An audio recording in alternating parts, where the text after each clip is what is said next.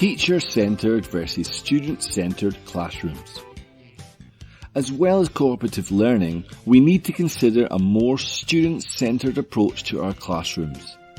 In recent years, more teachers have moved towards a student-centered approach.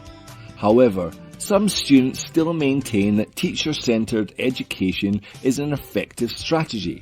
However, in most cases, it is best for teachers to use a combination of approaches to ensure that all students' needs are met.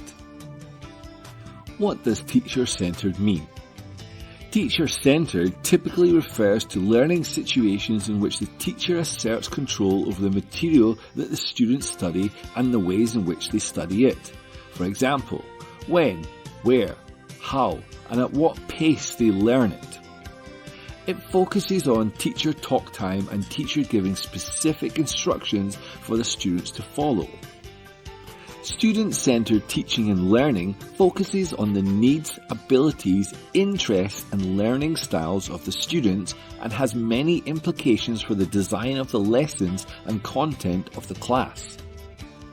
A student-centered classroom or student-centered learning environment is one where the focus of instruction is shifted from the teacher to the student, with the end goal of developing students to be more independent by placing responsibility of learning in the hands of the students. In this type of environment, the students can take control of their own learning and discover how they learn best, visually, orally, by doing, and so on.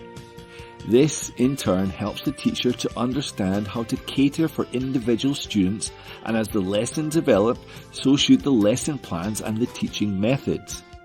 Knowing and understanding your students is a vital part of student-centered learning, and this takes time and practice to get right. So be patient and don't give up. As a teacher, we can develop a close relationship with our students and over time get to understand them and how they learn during our classes.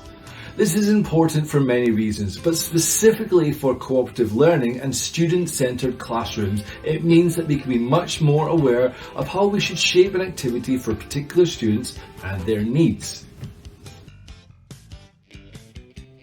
Cooperative learning and retention.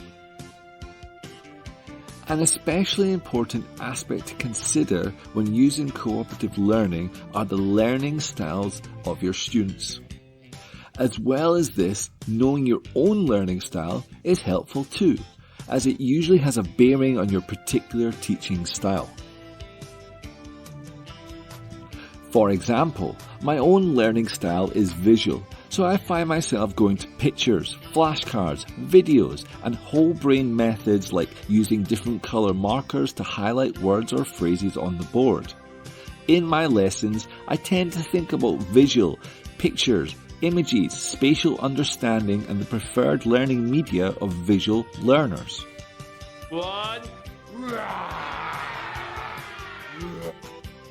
You need to consider your own learning style and try to include various learning methods in your classroom to suit the multiple types of learners there.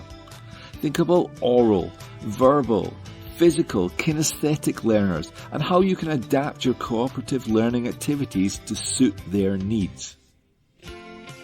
As I explained before, this can take time to really understand a class. And certainly, you will need time to monitor and reflect on previous classes and responses from the students to understand and get an idea of their own personal learning preferences. Thinking about their retention of the information is important here. How can we get the students interested and motivated, but also able to retain the information that we want? Learning by doing is very effective. Peer learning is also quite effective. They can assess each other's work and mark the grammar mistakes or spelling errors. This helps them reflect on their own work as well and falls under the teaching others group as one of the most effective methods of retaining information. So try to think about ways to include these aspects in your lessons.